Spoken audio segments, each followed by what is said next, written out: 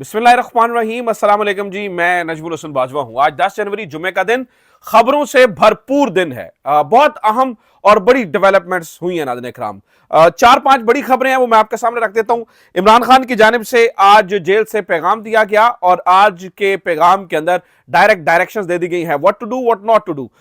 ये क्या करेंगे, तो आपने मुज़ाकरात खत्म कर देने हैं। फौज की बात हुई, मुज़ाकरात की बात हुई, बहुत सारी चीजों, बुशरा बीबी की बात हुई, इमरान खान की रिहाई की बात हुई। तो इसके ऊपर इमरान खान ने बड़ी जबरदस्त और क्लियर इंस्ट्रक्शंस जारी किए हैं, उसके ऊपर बात करेंगे।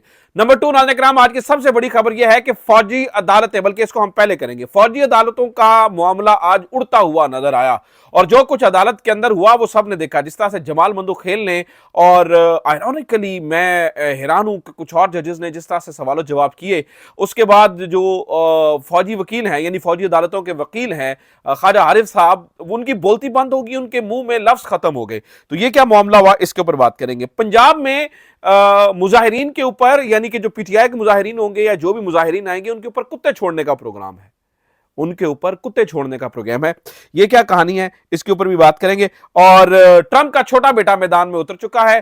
ट्रंप का छोटा बेटा काफी अहम किरदार अदा कर सकता है इमरान खान की रिहाई के हवाले से, इस बारे में खबरें आ चुकी हैं, इसके ऊपर भी बात करेंगे। तो और अलीमा खान साहबा की वीडियोस, फेक वीडियोस बनाने की कौन धमकी दे रहा है, इसके ऊपर भी जो है ना वो कुछ चीजें मैंने आपके सामने रखनी है। तो खबरें काफी सारी हैं, एक एक करके आपके सामने रखता हूं। सबसे पहले हम बात कर लेते हैं क्या कहा इमरान खान ने आज, जो है ना वो गुफ्तगू करते हुए क्या कहा है।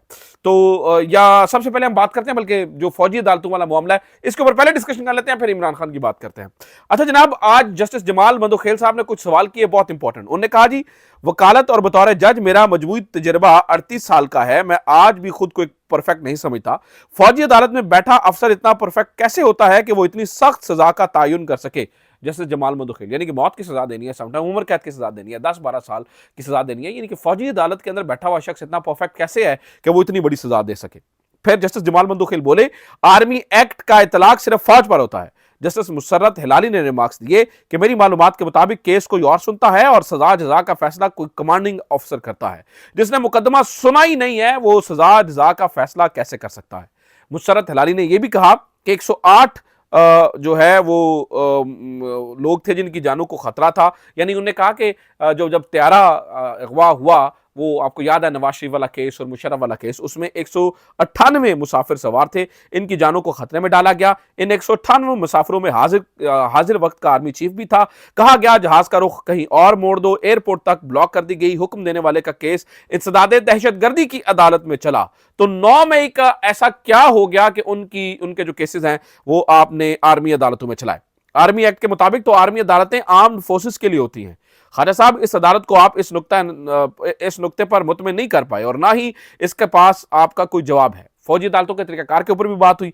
फौजी अदालतों की इंट्रा कोर्ट अपील की समाअत के दौरान जस्टिस मुसर्रत हलाली ने रिमार्क्स दिए, मिलिट्री कोर्ट में जो ऑफिसर ट्रायल चलाता है वो खुद फैसला नहीं सुनाता है। ट्रायल चलाने वाला अफसर कोई और है, दूसरे बड़े अफसर को केस भेज देता है और फिर वो फैसला सुनाता है। यानी कि किसी एक अफसर ने फैसला, उसने पूरा मुकदमा सुना होता है और फिर इसके अंदर जो टेक्निकल पॉइंट है वो बड़ा ही मजेदार है। इसके अंदर जस्टिस जमाल मंदोखेल बोले, उन्होंने कहा कि ये अपील वाली क्या सिचुएशन है, यानी कि अपील के अंदर भी आप फुल फ्लैज अपील नहीं कर सकते हैं फौजी अदालतों के खिलाफ।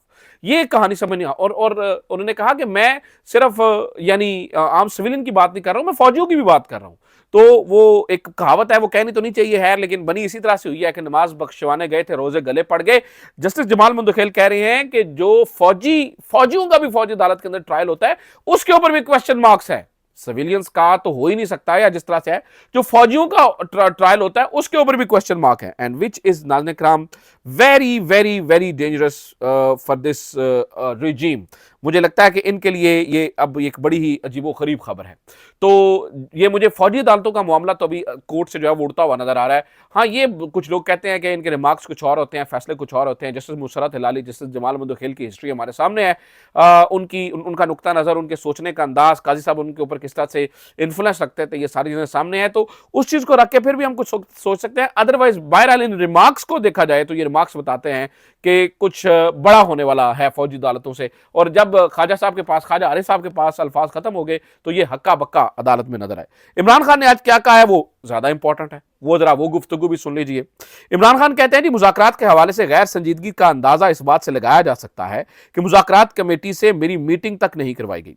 ऐसा लगता है जैसे मुज़ाकरात का मकसद सिर्फ और सिर्फ वक्त का ज़िया है ताकि 26 नवंबर के इस्लामाबाद के कत्लेआम पर अवामी रिएक्शन को कम किया जा सके।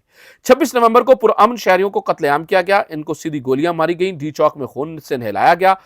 हमारे कई अफराद अब तक लापता हैं। किसी भी मुहज़्ज़ब मुआशरे में ऐसा वाक़या होने के बाद गोलियां चलाने वाले अपने अंजाम को पहुंच चुके होते, लेकिन यह हुकूमत अभी तक जुडिशल कमीशन तक तश्कील नहीं कर पाई है। जुडिशल कमीशन की हैसियत थर्ड अंपायर की होती है और सिर्फ एक गैर जानिबदार कमीशन ही 26 नवंबर और 9 मई के शोधा को इंसाफ दिलवा सकता है।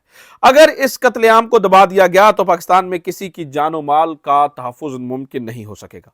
मेरा वाज़ेह पैगाम है कि अगर मुज़ाकराती कमेटी को लेकर हुकूमत यूं ही गैर संजीदा रही और जुडिशल कमीशन ना बनाया तो मुज़ाकरात को अगली मीटिंग के बाद रोक दिया जाए। 9 मई का फॉल्स फ्लैग ऑपरेशन भी एस्टैब्लिशमेंट की जानिब से ही किया गया था। इस रोज चौकियों से फौज और पुलिस को हटाकर खुद ही आग लगाई गई और सीसीटीवी फुटेजेस भी चुरा ली गई। ताहम इन दोनों वाकयात की शफाफ तहकीकात होनी चाहिए। हमने इस सिलसिले में बारहा सुप्रीम कोर्ट से भी मुतालबा किया। 3 साल से इस मुल्क में आइन और कानून और इंसानी हकूक की पामाली जारी है। लोगों के घरों का तकद्दुस पामाल करके इनको अगवा किया जा रहा है, तशद्दुद और जबर किया जा रहा है। इनके घर और कारोबार तबाह कर दिए गए हैं। हमारे हर टिकट होल्डर के लिए इनके हलकों में जिंदगी तंग कर दी गई है। मेरा अपना घर 2 मरतबा तोड़ा गया। हमने इस सिलसिले में लाहौर हाईकोर्ट से भी रुजू किया और उन्होंने फिर ये कहा कि एस्टैब्लिशमेंट के ओपनिंग बैट्समैन का किरदार काजी फायज ईसा साहब ने अदा किया। और उन्होंने ये भी कहा कि हमारे जो बेकसूर मिलिट्री तहवील में ही रहे उन पर शदीद ज़हनी और जिस्मानी तशद्दुद किया गया। यहाँ पर बहुत अहम बात कर रहे हैं। मेरी इत्तला के मुताबिक 3 लड़कों ने दौरान हिरासत अपनी जान खत्म करने की कोशिश की। समी वजीर की हालत इस तशद्दुद का मुंह बोलता सबूत है। इससे पहले जो कुछ तहरीक इंसाफ के रहनुमाओं शहबाज गिल, आजम सवाती और दीगर के साथ किया गया वो किसी से भी ढका छुपा नहीं है। जिले शाह को बेदर्दी से कत्ल किया गया, इंतजार पंजोथा से जानवरों की तरह सलूक किया गया। कौन सा असूल है जो तहरीक इंसाफ छोड़ दे वो 9 मई के इल्जाम से बरी है और जो ना छोड़े उस पर हर किस्म का दबाव डाला जाता है और तशद्दुद किया जाता है। फिर उन्होंने नाज़रीन किराम, ये इतनी इंपॉर्टेंट बात है कि मैं रोकना चाह रहा हूं बार बार, लेकिन हर चीज जो है ना वो अगला पैरा पिछले से ज्यादा इंटरेस्टिंग निकल आता है। उन्होंने ये भी कहा कि जब तमाम एजेंसियों को एक सियासी जमात को कुचलने पर लगा दिया जाएगा फिर दहशत गर्दों से कौन लड़ेगा। यही रिमार्क सुप्रीम कोर्ट के जजेस जस्टिस अतर मिनल्ला और जस्टिस जमाल मंदुखेल ने भी दिए कि खुफिया दारों को सियासी इंजीनियरिंग पर लगाया गया है। झूठ बोलकर हमारी हुकूमत पर तालिबान की आबादकारी का इल्जाम लगाया गया। हमारी हुकूमत के दौरान बल्कि हुकूमत के खात्मे के 1 साल बाद तक भी दहशत गर्दी ने सर नहीं उठाया था। यह सब कुछ इन्हीं का कसूर है जो बलूचिस्तान के हालात के जिम्मेदार हैं।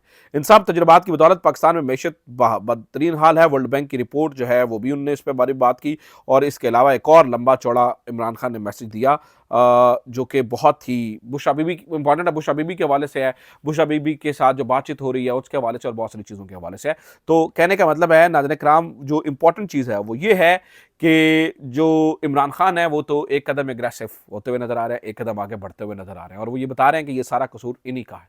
तो ये सारी सिचुएशन है। अब नाज़रीन किराम, इमरान खान को जेल में रखना नामुमकिनात में से होता चला जा रहा है। इस बात का इजहार मोहम्मद मालिक साहब ने किया और उन्होंने कहा कि जब रिचर्ड ग्रनैल के बारे में उन्होंने जो डोनाल्ड ब्लूम है उन्होंने इशारतन डोनाल्ड ब्लूम का इशारा किया। डोनाल्ड ब्लूम जो कि अमरीकी सफ़ीर हैं, मौजूदा अमरीकी सफ़ीर जो कि अब जा रहे हैं, उनसे पूछा गया कि भाई क्या रिचर्ड ग्रैनल को सीरियस लेना चाहिए, तो उन्होंने कहा हाँ बिल्कुल सीरियस लेना चाहिए क्योंकि रिचर्ड ग्रैनल ट्रंप के छोटे बेटे का बहुत करीबी दोस्त है। तो यहां से एक अच्छा खासा नाज़रीन किराम प्रेशर आ सकता है और बहुत ही बड़ा प्रेशर जो है वो आ सकता है। मैं आपको नाज़रीन किराम ये भी बता दूं कि ट्रंप के लिए जो है ट्रंप के आने के बाद इनके पास जो है ऑप्शंस कम हो जाएंगे। एक खबर ये भी सुन लीजिए कि मरियम नवाज साहबा एंटी रॉयट एक और इस तरह की फोर्स जो है वो बना रही हैं जिसके अंदर बताया जा रहा है जी लोग नए रखे जाएंगे और फिर इसमें कुत्तों को भर्ती किया जाएगा। तो अब जो बंदा एहतजाज के लिए जाएगा उसके ऊपर कुत्ते छोड़े जाएंगे और ये जो कुत्ते हैं ये बड़े ट्रेंड कुत्ते होंगे। यानी कि वो एक तरफ मरियम नवाज साहबा कहती है मैं तुम्हारी माँ हूं, मैं तुम्हारी माँ की तरह सोच रही हूं, और माँ कुत्ते छोड़ रही है बच्चों के ऊपर। ठीक है, माँ कुत्ते छोड़ रही है बच्चों के ऊपर। ये एक पूरी फोर्स बनाई जा रही है एंटी रॉयट फोर्सेस जिनके पास ट्रेंड कुत्ते होंगे। ठीक है, अल्लाह करे कि ये फोर्स बनने तक मरियम नवाज साहबा को थोड़ा सा या समझ आ जाए या कोई इस तरह की बड़ी तब्दीली आ जाए कि जो जिनका मैंडेट है उनको मिल जाए और उनकी गवर्नमेंट बन जाए। अदरवाइज ये मेरे लिए, मेरे जैसे एक बंदे के लिए जो कि ह्यूमन राइट्स की बात करता है, ये कुत्ते जिनके पास हों ये मुझे समझ से बाला तरह है। एंटी वो अब ये कहेंगे नहीं जी नहीं एंटी राइट फोर्सेज वो कुत्तों का कोई काम नहीं होगा, उनका इंसानों से जो है ना, वो भाई अगर काम नहीं होगा तो आप कुत्ते रख क्यों रहे हैं? ठीक है, आप क्यों रख रहे हैं? तो ये बड़ी एक अजीबो-गरीब कहानी नाज़रीन किराम पता चली है। तो ये भी सिचुएशन जो है ना वो अजीबो-गरीब है।